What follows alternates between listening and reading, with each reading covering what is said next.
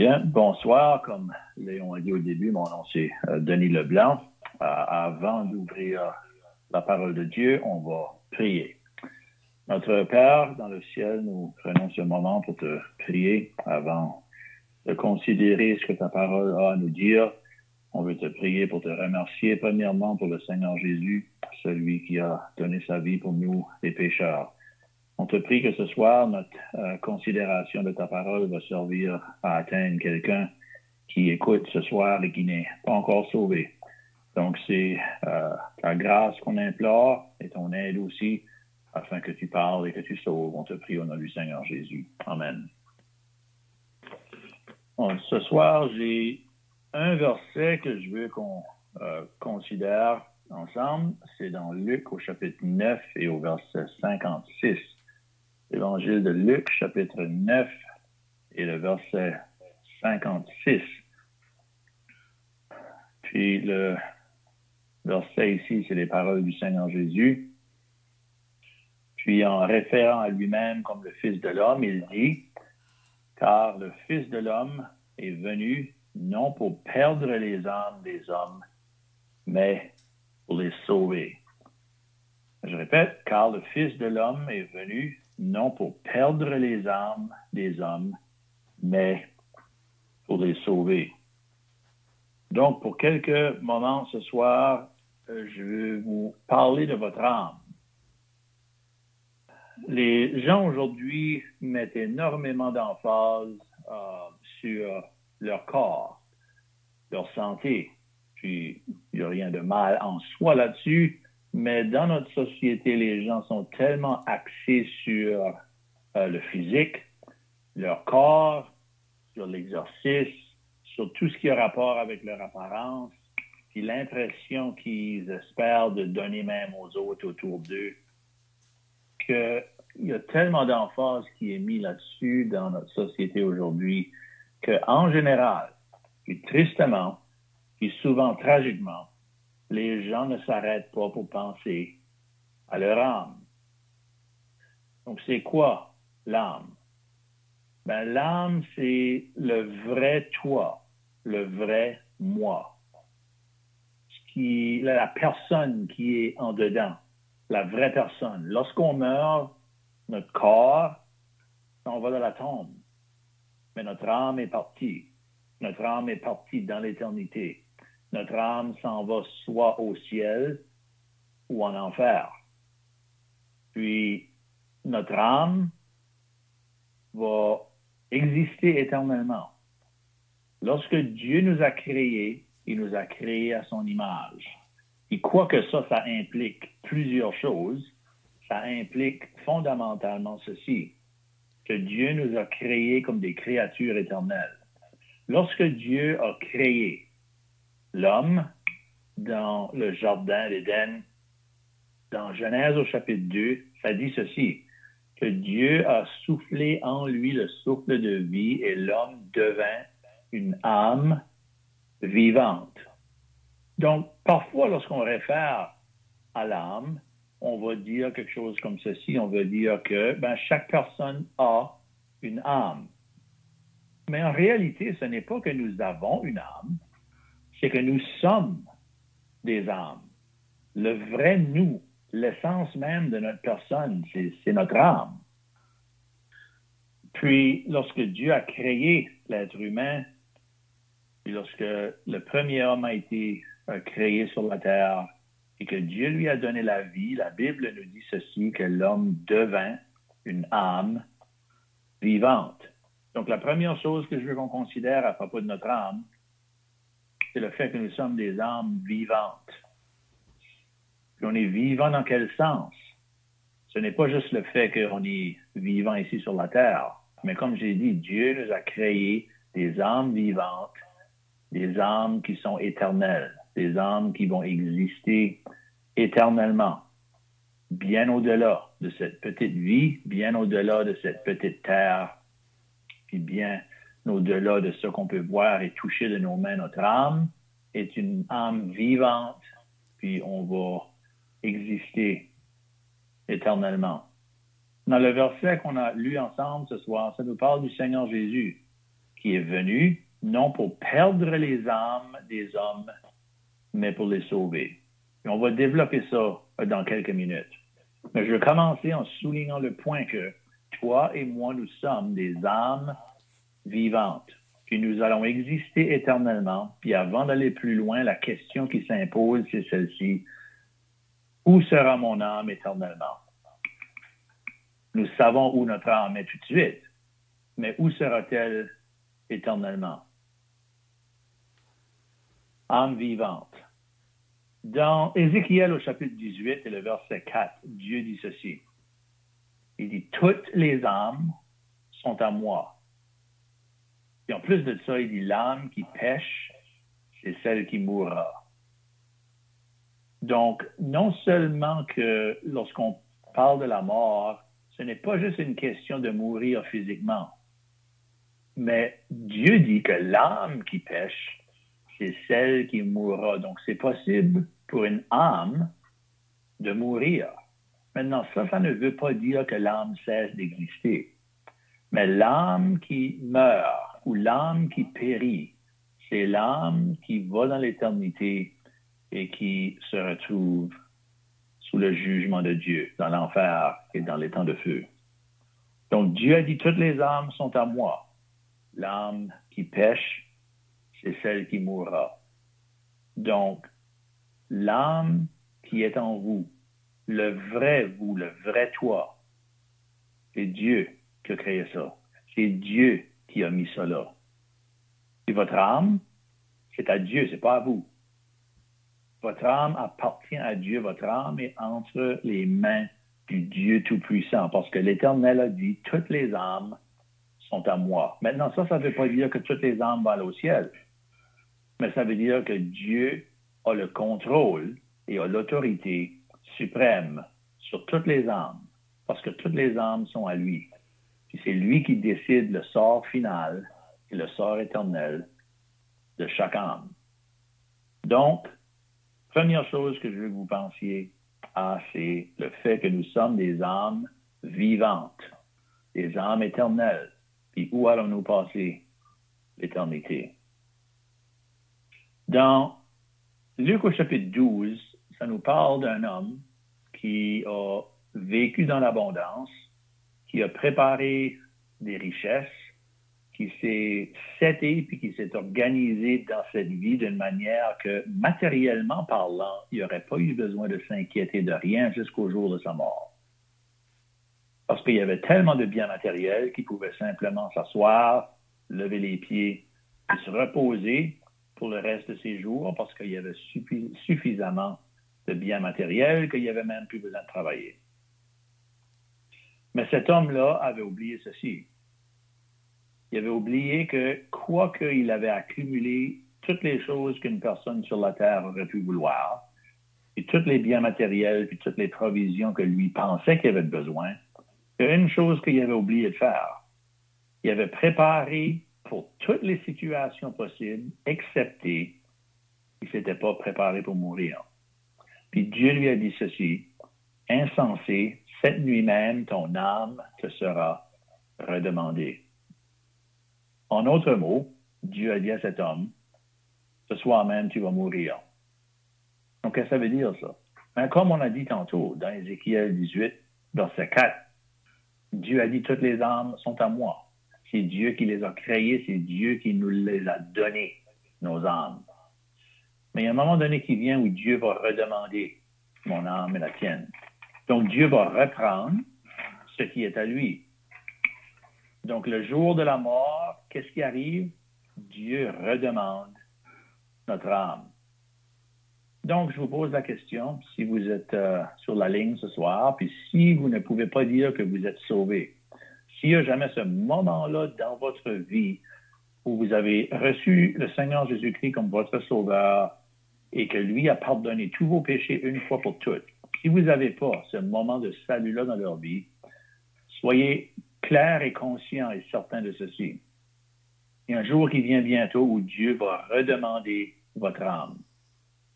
Et toutes les choses que tu as accumulées dans ta vie, peu importe c'est quoi, peu peu importe les choses que tu as préparées, peu importe comment d'argent tu as à la banque, peu importe comment est-ce que tu as eu peut-être une famille, puis tu as élevé des enfants, puis peut-être même tu t'as préparé pour la retraite, puis peut-être même tu as été droit jusqu'à l'extrême de préparer même tes propres funérailles, puis c'est tout organisé, puis tout payé d'avance, puis tu penses qu'il n'y a plus rien que tu as besoin de te préparer pour. La question, c'est ceci, es-tu prêt pour l'éternité? La question, c'est si Dieu redemande ton âme ce soir, qu'est-ce qu'il va faire avec? Lorsque tu vas passer dans l'éternité, ton âme va aller où? Au ciel ou en enfer? Donc, une âme vivante, éternelle, qui appartient à Dieu. Un jour, Dieu va te redemander ton âme. La question, c'est es-tu prêt pour ce jour-là? As-tu l'assurance que tes péchés sont pardonnés? As-tu l'assurance du ciel? Dans Marc chapitre 8 et au verset 36, le Seigneur Jésus a dit ceci. Que servira-t-il à un homme de gagner tout le monde s'il perd son âme?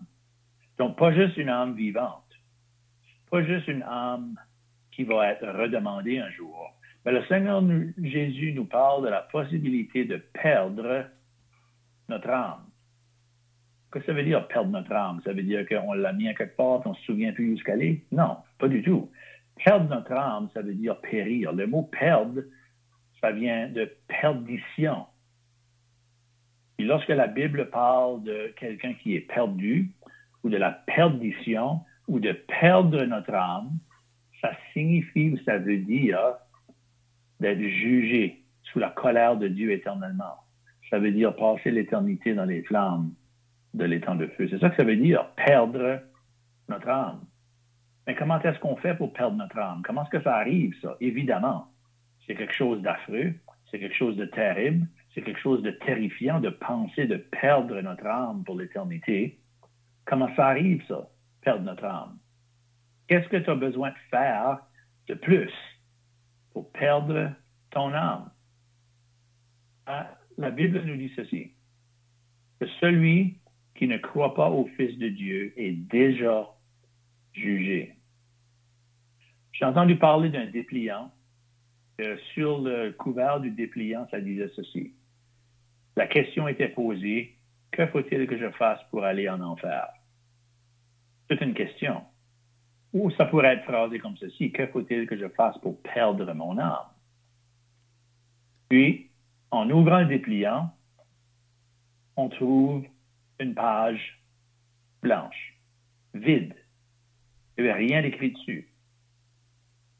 Est-ce que c'est une erreur? Est-ce que la personne qui a fait le dépliant a oublié d'écrire quelque chose en dedans? Non. Le point, c'était ceci. Qu'est-ce que je dois faire pour aller en enfer? La réponse, c'est que tu n'as pas besoin de rien faire pour aller en enfer parce que dans tes péchés, tu y vas déjà. Dans tes péchés, tu es déjà perdu. À cause du fait qu'on a péché contre Dieu, on est déjà en route pour l'enfer. Puis on n'a rien besoin de faire de plus que qu'est-ce qu'on a déjà fait. Parce que tous les péchés qu'on a déjà commis contre Dieu sont suffisants, plus que suffisants, pour nous condamner à la colère de Dieu puis pour nous emmener en enfer éternellement. Donc, qu'est-ce qu'il faut que je fasse pour perdre mon âme? Je n'ai besoin de rien faire. Parce que si tu restes comme que tu es, si tu restes dans tes péchés sans être sauvé, et si tu meurs dans cette condition-là, le Seigneur Jésus a dit que tu vas perdre ton âme. Donc, c'est une terrible de réalité, une terrible de chose à penser à, n'est-ce pas, de perdre notre âme. Dans Luc chapitre 16, il y a un homme qui a vécu il a vécu la belle vie, il ne s'est pas privé de rien, puis ça ne nous dit pas comment longtemps qu'il a vécu, ça nous dit juste qu'il a vécu dans le luxe, puis dans les biens, puis dans l'aise, puis maintenant, ça en soi, c'est pas ça tellement que le problème. Le problème, c'est que cet homme-là a négligé son besoin d'être sauvé. Puis qu'est-ce qui est arrivé? Le jour est venu où Dieu a redemandé son âme, puis il est parti dans l'éternité, puis il a levé les yeux en enfer. En d'autres mots, il a perdu son âme. Il est encore là aujourd'hui. Parce que la place où on s'en va pour l'éternité, soit au ciel ou en enfer, c'est pas temporaire, c'est éternel. Donc, c'est pas étonnant que le Seigneur Jésus a posé la question, que servirait-il à un homme de gagner tout le monde s'il perd son âme? Maintenant, je reviens au passage qu'on a lu au début.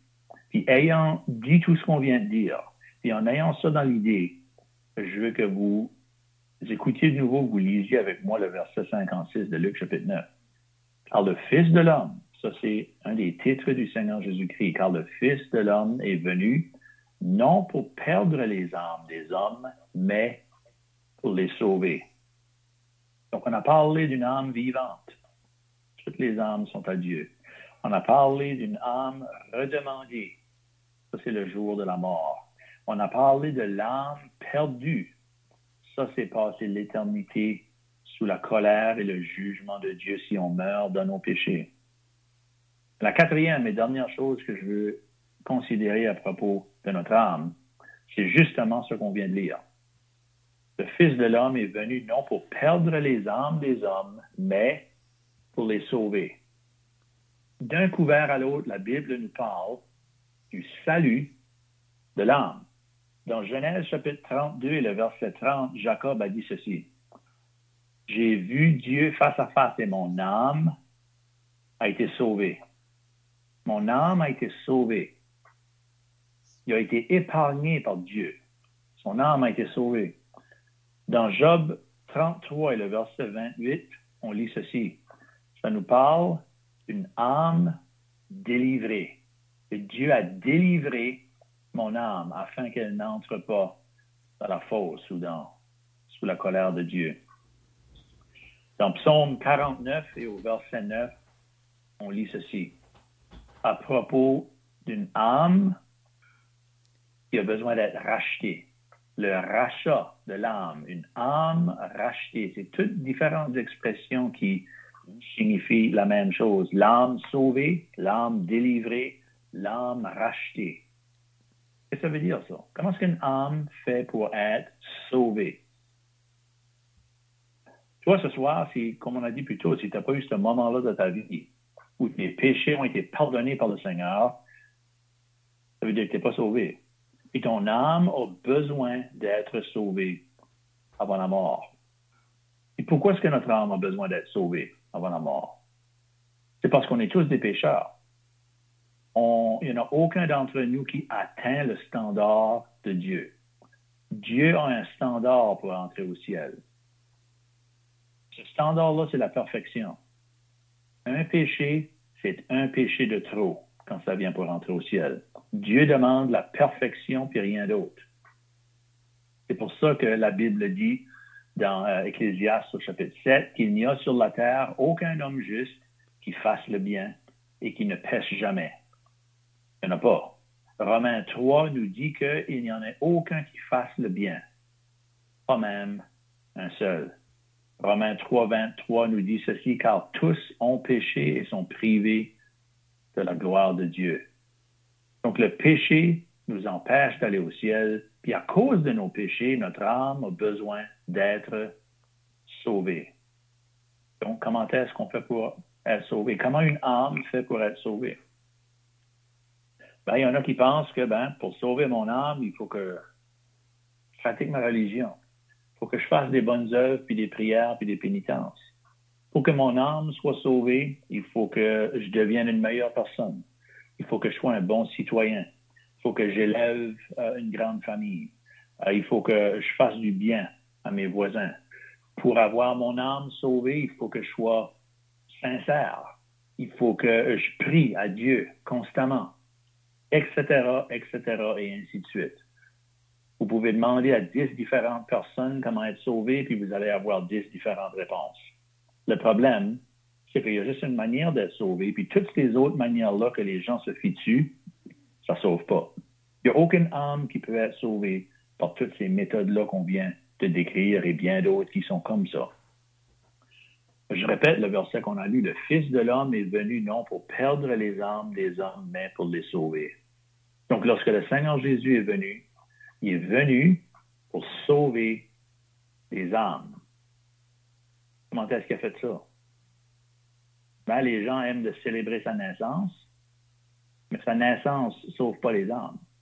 Les gens aiment de parler de ses miracles, mais les miracles du Seigneur, quoique merveilleux, ça ne sauve pas une âme. Les gens parlent de son enseignement, puis ses paroles, puis ses prédications, puis comment c'était merveilleux. Ça l'était, évidemment. Mais la vie du Seigneur Jésus, puis son enseignement, puis ses prédications, puis ses miracles, c'est pas comme ça que le Seigneur sauve les âmes.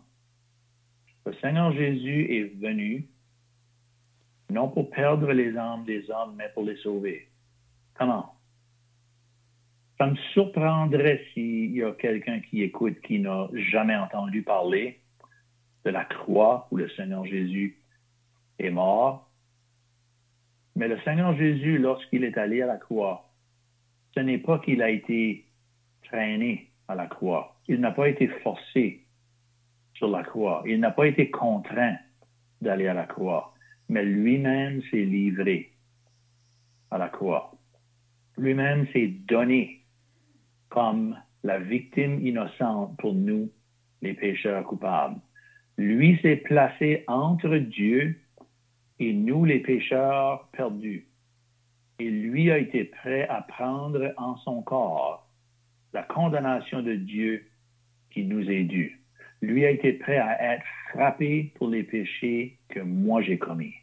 Lui a été prêt à être jugé pour les crimes que moi j'ai commis. Lui a été prêt à souffrir pour toutes les iniquités que moi j'ai commis. Puis lorsque le Seigneur Jésus a donné sa vie sur la croix, qu'est-ce qu'il a fait? Il a pris mes péchés. Il a payé pour mes péchés. Il a expié mes péchés. Il a souffert pour mes péchés. Puis le standard de Dieu, on a parlé de tantôt, le standard de Dieu pour entrer au ciel, qui est la perfection, qu'aucun d'entre nous peut atteindre, le Seigneur Jésus lui-même est le standard de la perfection. Et parce que lui était saint, innocent, sans tache, puis séparé des pécheurs et plus élevé que les cieux, comme ça dit dans Hébreux, chapitre 7, lui était le seul qui pouvait prendre les péchés de quelqu'un d'autre. Lui était le seul qui pouvait porter mes péchés et les expier, puis leur m'offrir la vie éternelle. Donc, le jour où moi j'ai placé ma confiance dans le Seigneur Jésus comme mon sauveur, que j'ai tout simplement venu devant lui avec mes péchés, comme un pécheur coupable, puis j'ai mis ma confiance en lui pour que lui enlève tous mes péchés, puis qu'il m'enlève au ciel. Savez-vous ce qui est arrivé ce jour-là? Mon âme a été sauvée. C'est pour ça que le Seigneur Jésus est venu. Donc, ce soir, chers amis, si ça n'a jamais été votre expérience, je vous rappelle ceci. Vous êtes une âme vivante. Votre âme appartient à Dieu. Il y a un jour qui vient où Dieu va redemander votre âme. Si vous n'avez pas un jour dans votre vie où vous avez été sauvé et que Dieu vient et redemande votre âme et que vous mourrez, vous allez perdre votre âme. Et comme ça a déjà été dit par d'autres, vous avez juste une âme, puis vous pouvez juste la perdre une fois.